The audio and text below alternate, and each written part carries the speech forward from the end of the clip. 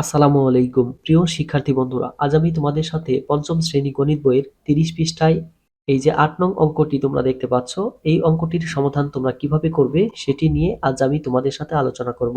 আশা করি তোমরা সম্পূর্ণ ভিডিওটি মনোযোগ সহকারে দেখবে। তো প্রিয় শিক্ষার্থী বন্ধুরা, তোমরা দেখতে পাচ্ছ রনি এবং বাশিরের কাছে একত্রে ৭৮০টি লিচু আছে। রনি অপেক্ষায় বাশিরের কাছে ৬৪টি লিচু কম আছে। এখন প্রশ্ন হলো, রনি ও বাশির প্রত্যেকের কতটি করে লিচু আছে? এখন দেখো এখানে কার লিচুটা কম আছে বলতো? রনি অপেক্ষায় বাশিরের কম আছে, তাই না? তাহলে যারটা কম আছে তারটা আমরা আগে বের করে নিব। কিন্তু তার আগে আমরা কি করব বলতো? প্রথমে ৮ নং লিখে আমরা সমাধান দিব।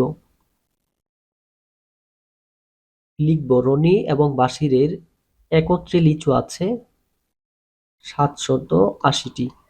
এখন লিখব রনি অপেক্ষায় বাশিরের কম আছে, লিচু কম আছে কতটি বলতো? ৬৪টি। এখন কারটা কম আছে বলতো? বাশিরের কম আছে, তাই না? এখন সুতরাং দিয়ে লিখবো, সুতরাং বাশিরের লিচু আছে এই যে ৭৮০ বিয়োগ দিব হলো ৬৪, ভাগ দিব হলো 2টি। ওকে, এখন দেখো এই যে ৭৮০টা কিন্তু রনি এবং বাশিরের একত্রে আছে, তাই না? এখন আবার দেখো কি লিখছে, রনি অপেক্ষায় বাশিরের কম আছে ৬৪টি। তার মানে রনির কিন্তু ৬৪টা লিচু বেশি আছে, কার চেয়ে?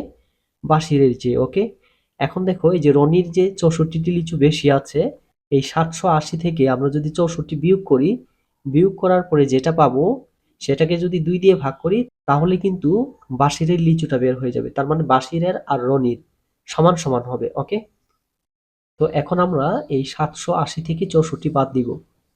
তাহলে ৭৮০ থেকে যদি আমরা ৬৪ বাদ দেই কত হয় বলতো? ৭১৬ ভাগ কত? 2টি। এখন এই ৭১৬কে যদি আমরা 2 দিয়ে ভাগ করি কত হয়? ৩৫৮। এখন দেখো এই যে ৩৫৮টি বের হলো, এটা কিন্তু কার? এটা বাশিরের বের হলো। ওকে, এখন আমরা কি করব? সুতরাং রনির লিচু আছে এটা লিখব। রনির লিচু আছে, দেখো মোট লিচু কত? ৭৮০টা।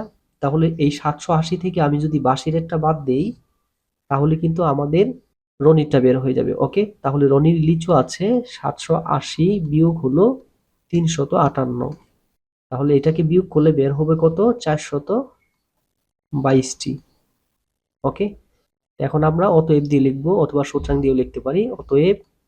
অতএব রনির লিচু আছে কতটি আছে বলতো? ৪22টি। রনির আছে ৪22টি এবং বাশিরের কতটি আছে বলতো? এই যে ৩৫৮টি। ওকে, বাশিরের আছে ৩৫৮টি। তো প্রিয় শিক্ষার্থী বন্ধুরা, আশা করি তোমরা পঞ্চম শ্রেণী গণিত বইয়ের 30 পৃষ্ঠায় যে ৮ নং অঙ্কটি আছে, আশা করি তোমরা এই ৮ নং অঙ্কের সমাধানটি কিভাবে করবে সেটি তোমরা বুঝতে পেরেছ। তো প্রিয় শিক্ষার্থী বন্ধুরা, আজকের ভিডিওটি এই পর্যন্তই। কথা হবে পরবর্তী অন্য কোনো ভিডিওতে।